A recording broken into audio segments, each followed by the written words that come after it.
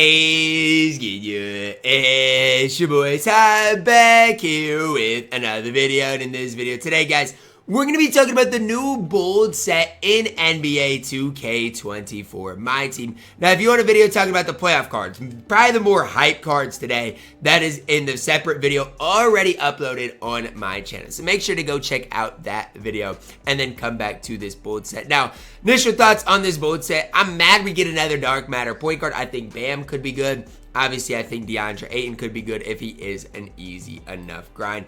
And that's where we're going to start today, guys. DeAndre Ayton, our first card I want to talk about today. Thing for DeAndre Ayton is this.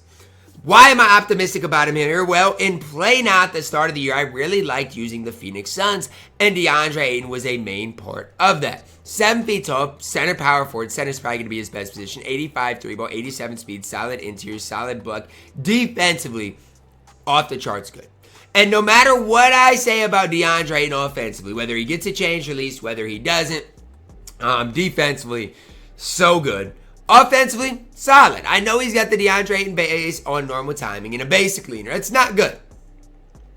But I do like his release. I still think his release is okay. Even though it's on normal, he kind of leans back with it. It's kind of tough to contest. And honestly, I think it's super easy to time and super easy to green. So I'm not going to hate on DeAndre Ayton's release, even though I know it's on normal timing. I think defensively he gives you enough to really be really stout on that side of the ball.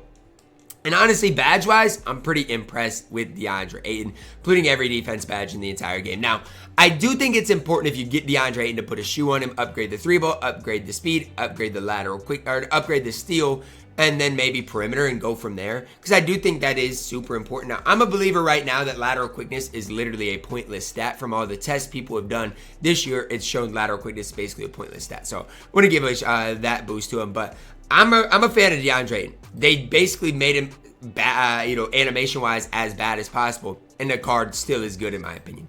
Matt Barnes up next. Now, if you know about Matt Barnes, you know. He's got one of the best jump shots in the entire game.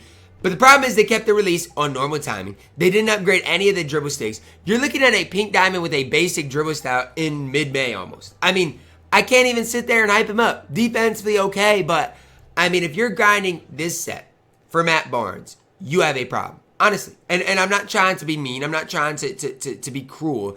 But if you look at this bold set today and you're like, let's go, I got to get Matt Barnes because he had the day one best jumper in the game. Just be prepared to be let down because although Matt Barnes is still okay, although I'm not saying he's like complete garbage and completely worthless, he's got the basic dribble style. His release in week 1 is the same release he's got now. So even though it was good in week 1, it's not nearly as good as it was or was back then.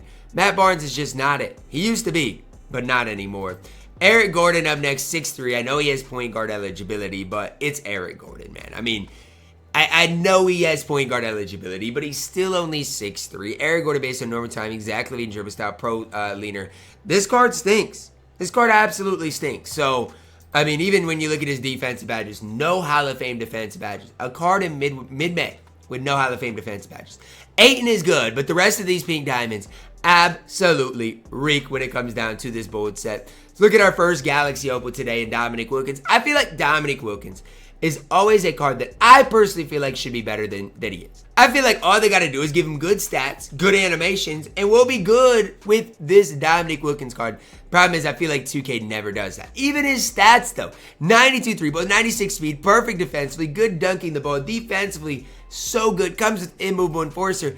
Dominic base on very quick. I mean, pro leaner. He's got some potential. He's got some potential. You know what? I'm not ready to say he's a total scrub in my team. Do I think he's going to be one of the better players in the entire game? Probably not. But at the shooting guard position, I think he's going to at least be able to go out there and compete. I mean, again, we'll see what that Dominique Wilkins, base is like on very quick. But at least he's 6'8". At least defensively, he's going to be really solid. Bam Adebayo up next. 87 3-ball, 94 speed, perfect defensively. I know there are people in the community that are upset that Bam can't play small forward. And honestly, I'm to the stage where I low-key agree with that. He's only 6'9" with a 7'2" wingspan. You can't, 2K, you can't go and change that. Like, you're not going to change the Bam Adebayo. You're not. Like, what he is, he's going to be.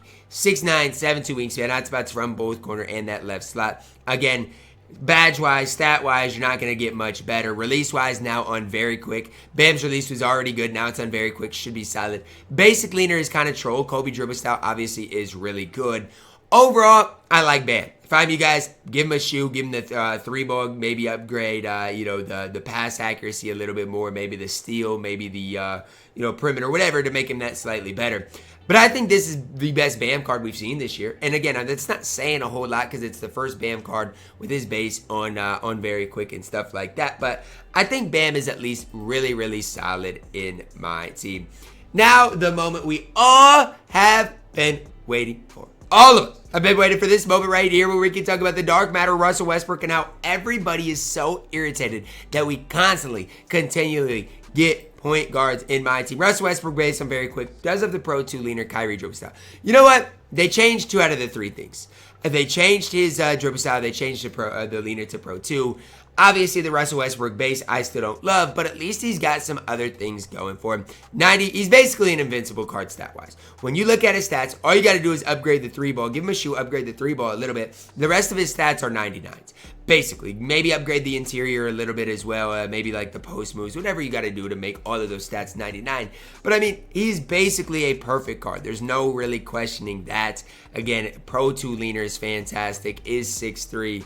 The card's just going to do a ton for you guys on the court. I can't hate on Russell Westbrook. The problem is he's 6'3". The problem is we don't need any more point guards. Even if you compare him to the Steph we saw a couple of weeks ago, when you compare their stats and stats alone, Russell Westbrook is way better than Steph Curry. Even the block, even the interior. It's going to make him defensively way better.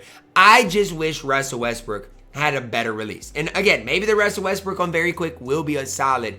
Russell Westbrook stats, badges, and honestly animations are better than I expected. But it just comes down to how good is that really gonna, or how important is it gonna be? And you're gonna have to have interceptor. You're gonna have to have open look, slippery off ball to maximize Russell Westbrook's badges as well. So I don't know. We'll see what the grind's like. I do think getting Bam as well as Russell Westbrook would be nice. And let's be honest, if you compare some of the bold grind with some of the playoffs grind, you can get a lot of really good free cards today. So I do think the playoff grind is probably more worth it just because Khris Middleton is so solid. As well as, you know what, Derrick White's good. I think Haliburton has potential. Wish they would have maybe changed his leaner, but I still think he's got a ton of potential. Maybe even Mobley and Aaron Gordon can have a spot on your squad. So if you're deciding between the NBA playoffs and the bold set, I do think the playoff set is a little more worth it. But I think the bold set, honestly, for the players in there, impressed me as far as Galaxy Opals and up as much as possible. Pink Diamond's a little bit of a letdown. I do think Ayton is solid, but overall, just not super excited about the bold set today, although Russell Westbrook is better than I thought he would be. That's gonna wrap it up for my video today, guys. Let me know your thoughts on the new bold set added to my team today. Is this something you're gonna grind again? Russell Westbrook is better than I expected, but I still don't think that jump shot's gonna be very good, and if somebody's got a not very good jump shot, it's really gonna hold a card back. Drop a like on the video, guys. Subscribe if you're new, and as always, man, I love you guys. Have a blessed day.